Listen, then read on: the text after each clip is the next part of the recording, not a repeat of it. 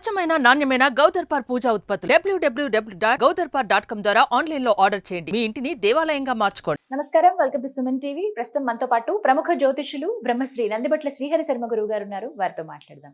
గురుగారు నమస్కారం అండి. వాగర్థావివ సంపృక్తౌ వాగర్థ ప్రతిపత్తయే జగతః పితరౌ వందే పార్వతీ పరమేశ్వరౌ. సదాశివ సమారంభాం శంకరాచార్య మధ్యమాం అస్మదాచార్య పర్యంతం వందే గురు పరంపరాం. ఆదిత్యాయ చ సోమాయ మంగళాయ బుధాయ చ గురు శుక్ర శనిభ్యశ్చ రాహవే కేతవే నమః. శృంగేరి జగద్గురు పీఠాధిపతులకి కంచి పీఠాధిపతులకి నమస్కారములు తెలియజేసుకుంటూ కార్యక్రమాన్ని ప్రారంభిద్దాం. గురుగారు, శ్రావణ మాసం ఇక ముగిసినట్టే, మళ్ళీ భాద్రపద మాసం ఈ మధ్యలో అమావాస్యతో పూర్తయిపోతుంది. అయితే ఆగస్టు 2, 3 తారీఖులు 2 అమావాస్య తిథి ఉంది ఆ రోజునని చెప్తున్నారండి. అసలు ఏ రోజు అమావాస్య, భాద్రపద మాసం ఎప్పుడు ప్రారంభం అవుతుంది తెలియచేస్తారా? అంటే మనకు ఎప్పుడు కూడా ఏదైనా తిథి వచ్చిందంటే సూర్యోదయానికి ఏ తిథి ఉంటుందో ఆ తిథి నాడు అమావాస్య జరుపుకుంటారు. అయితే పౌర్ణమి చంద్రునికి సంబంధించిందమ్మా, అమావాస్య రవికి సంబంధించింది. అయితే ఈ అమావాస్య అనేటువంటిది మనము జరుపుకోవాల్సినటువంటిది 2వ తారీఖు రోజునే జరుపుకోవాలి. 2వ తారీఖు 3వ తారీఖు కూడా అమావాస్య ఉంది సూర్యోదయానికి.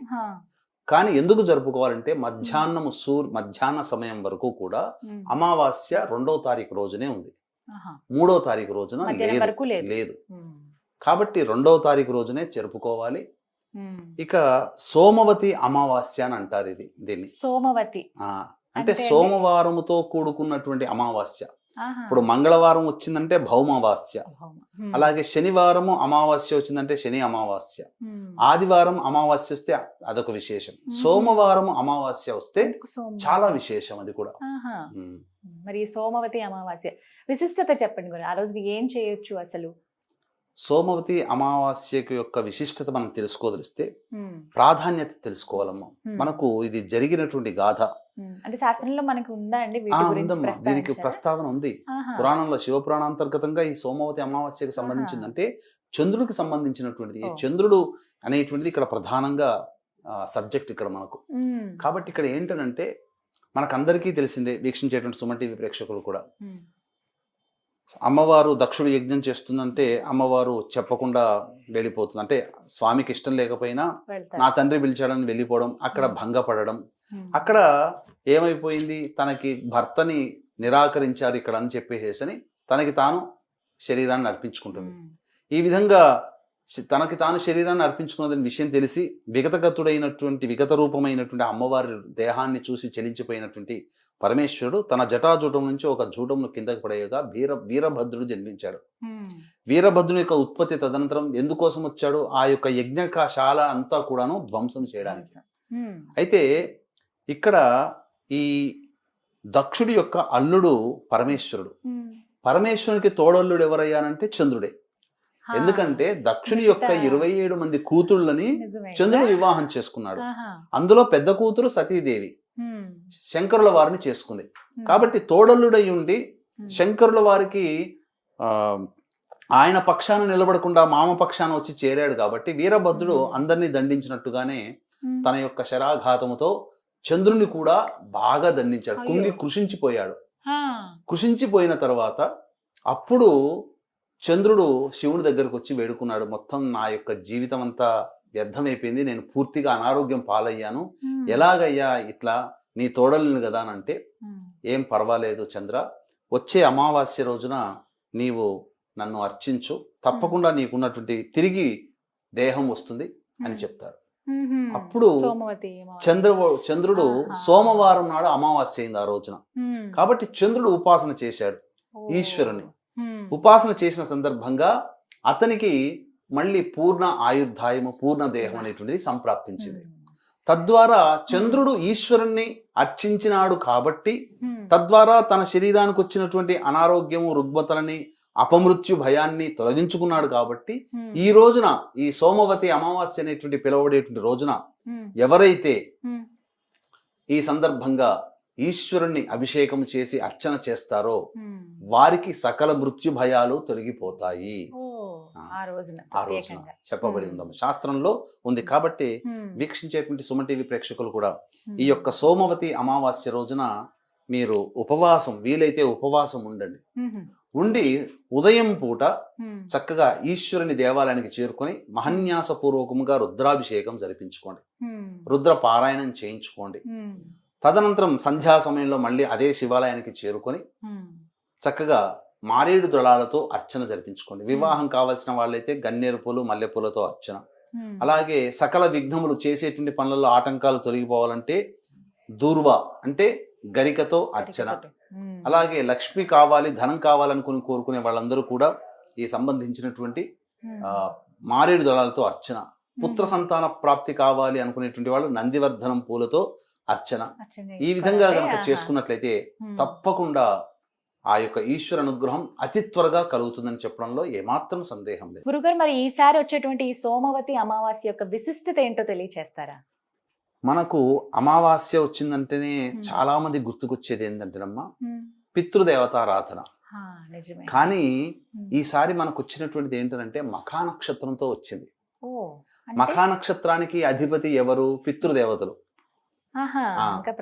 ప్రత్యేకమైన ఆరుద్ర నక్షత్రానికి అధిపతి ఈశ్వరుడు రుద్రుడు ఎలాగో మఖా నక్షత్రానికి అధిపతి పితృదేవతలు. పితృదేవతలు, పితృదేవత తిథి అయినటువంటి అమావాస్య, ఇవి రెండూ కలిసి వచ్చింది. చాలా అద్భుతమైనటువంటి విషయం అమ్మా, ఇది సామాన్యమైనటువంటి విషయం కాదు ఇది. కాబట్టి ఇటువంటి రోజున ఎవరైతే పితృదేవత ఆరాధన గనక చేస్తారో పితృదేవతల యొక్క అనుగ్రహం చాలా కలుగుతుంది. కాబట్టి వీక్షించేటువంటి సుమన్ టీవీ ప్రేక్షకులు కూడా వీలైతే యజ్ఞోపవీత ధారణ ఉన్న వాళ్ళైతే పిండ ప్రదానము మరియు తర్పణాది కార్యక్రమాలు, బ్రాహ్మణుడికి స్వయం పాక దానం ఇవ్వాలి. లేదు సామాన్యమైనటువంటి మానవులు కూడా దేవాలయానికి చేరుకొని ఆ యొక్క పండితుల వారిని ఇంటికి పిలిపించుకొని మామూలుగా బియ్య పిండితో చేసినటువంటి పిండ ప్రదానం జరిపించి తర్పణాలు నువ్వుల నీళ్లతో వదిలించి తదనంతరం స్వయం పాక దానం ఇవ్వడం. ఈ విధంగా చేసినట్లయితే తల్లిదండ్రులమ్మ మనకి ఈ దేహాన్ని ఇచ్చారు, ఆరోగ్యంగా బ్రతుకుతున్నాం, వారి యొక్క జీన్సే. అలాగే వారు పెట్టిన పేరుతోనే ఈ ప్రపంచమంతా మనల్ని పిలుస్తుంది. వారిచ్చిన దేహమే ప్రపంచమంతా మనల్ని చూస్తుంది, మనం ప్రపంచాన్ని చూస్తున్నాం. వాళ్ళకు ఒక్కరోజు చేయలేము. కాబట్టి కృతజ్ఞతాపూర్వకంగా ఈ యొక్క సోమవతి అమావాస్య మఖా నక్షత్రం కలిసి వచ్చింది, అంత తొందరగా లేదు. ఈ సంవత్సరంలో ఇదే ఆఖరి సోమవతి అమావాస్య. మళ్ళీ కావాలన్నా ఈ సోమవతి అమావాస్య అనేటువంటిది లేదు.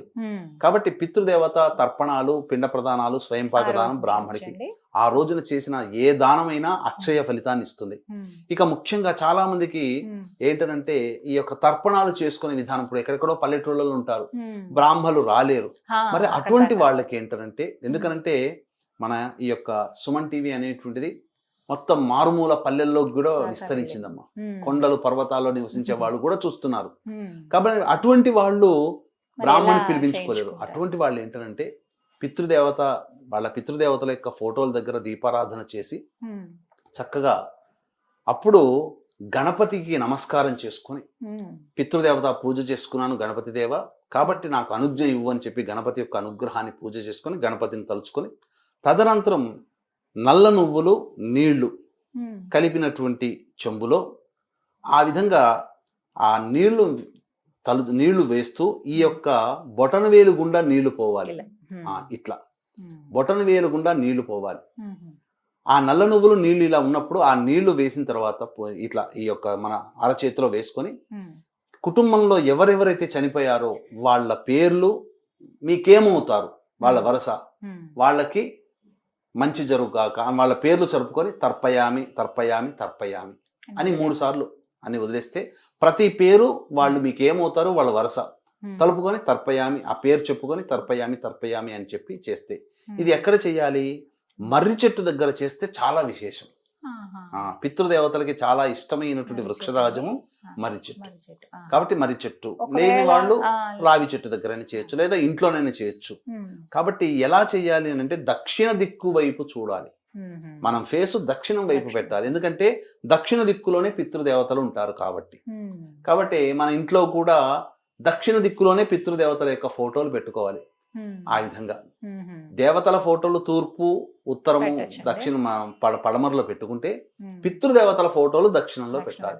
అది ఈ విధంగా రావి చెట్టు చేసుకుంటే దగ్గర చాలా కానీ మంచిది. ఉమ్. ఈ సోమవతి అమావాస్య గురుగారు, ఒక అనేటువంటి సందేహం అండి, ఆ, మగపిల్లలు లేనప్పుడు ఆడపిల్లలు ఉంటే వాళ్ళు చేయొచ్చా ఆ రోజున? ఆ ఆడపిల్లలకి ఈ యొక్క పితృ కార్యక్రమాలు చేసేటువంటి అర్హత ఇవ్వలేదమ్మా. ఉమ్. కాబట్టి ఈ బ్రాహ్మణుడి ద్వారా చేయించవచ్చు, ద్వారా లేదా వాళ్ళ ఇంట్లో పెద్దవాళ్ళు మగవాళ్ళు ఎవరైతే ఉంటారో బాబాయిలో ఉమ్. మేనమామలో ఉమ్. ఉమ్. వాళ్ళ ద్వారా చేయొచ్చు వదిలించవచ్చు. అంటారా? ఉమ్. కాబట్టి చాలా మహత్యమైనటువంటిది ఈ యొక్క సోమవారం. సంబంధించినటువంటి సోమవతి అమావాస్య. ఉమ్. కాబట్టి ఈ సోమవతి అమావాస్య రోజున ఉమ్. విశేషంగా అమ్మవారి యొక్క శక్తి ప్రచోదనం అవుతుంది. అంటే ఉమ్. చాలా ఈ యొక్క అమావాస్య రోజునే ఎక్కువగా అమ్మవారి పూజలు చేస్తుంటారు. అమ్మవారి. అందున దశమహావిద్యలు చేసేది చాలా ప్రత్యేకమైనటువంటిది. కాబట్టి దీన్ని దృష్టిలో ఉంచుకొని ఈ యొక్క 2వ తారీఖు రోజున సోమవతి అమావాస్య వచ్చింది కాబట్టి మా ఆధ్వర్యంలో ఉమ్. ఈ యొక్క సోమవతి అమావాస్య రోజున వారాహి హోమము, ఉమ్. ప్రత్యంగిర హోమము, బగళాముఖి హోమము, రాజశ్యామల హోమములు ఉమ్. ఇవన్నీ కూడాను చేయించడం జరుగుతుందమ్మా వాళ్ళ మ్మ్. గోతనామాది ఈ సంబంధించినటువంటి గోతనామాదులతో. ఉమ్. కాబట్టి వీక్షించేటువంటి ప్రేక్షకులు ఎవరైనా కానీ ఈ కార్యక్రమంలో నమోదు చేసుకోవచ్చు. కేవలం 1500 రూపాయల రుసుముకి ఈ యొక్క హోమాది కార్యక్రమాలు చేయించడం జరుగుతుంది. అవకాశం ఉన్న వాళ్ళు కార్యక్రమ తదనంతరం కాంటాక్ట్ చేయొచ్చు. అలాగే 31వ తారీఖు రోజున శని త్రయోదశి కూడా అయింది కాబట్టి ఉమ్. శని త్రయోదశి సందర్భంగా ఈ సంబంధించినటువంటి వృషభ, మిథున, కర్కాటక, సింహతుల, వృశ్చిక, మకర, కుంభమీన రాశుల్లో జన్మించిన వారికి శని దోష పరిహారార్థమే శనీశ్వర హోమం, అఘోర పాశుపత మంత్ర హోమంతో పాటు విద్య, వివాహ, ఉద్యోగ, దాంపత్య, అనారోగ్య సమస్యల నివారణకి 18 రకాల హోమాది కార్యక్రమాలు మరియు గత జన్మ కర్మదోష నివారణ హోమాదులు జరిపించడం జరుగుతాయి. కేవలం 1500 రూపాయల రుసుముకి. అవకాశం ఉన్న వాళ్ళు కార్యక్రమ తదనంతరం కాంటాక్ట్ చేసి పూర్తి వివరాలు తెలుసుకోవచ్చు. చాలా చక్కగా వివరించారు గురువు గారు, ధన్యవాదాలండి. సర్వం శ్రీ ఉమామహేశ్వర పరబ్రహ్మార్పణమస్తు.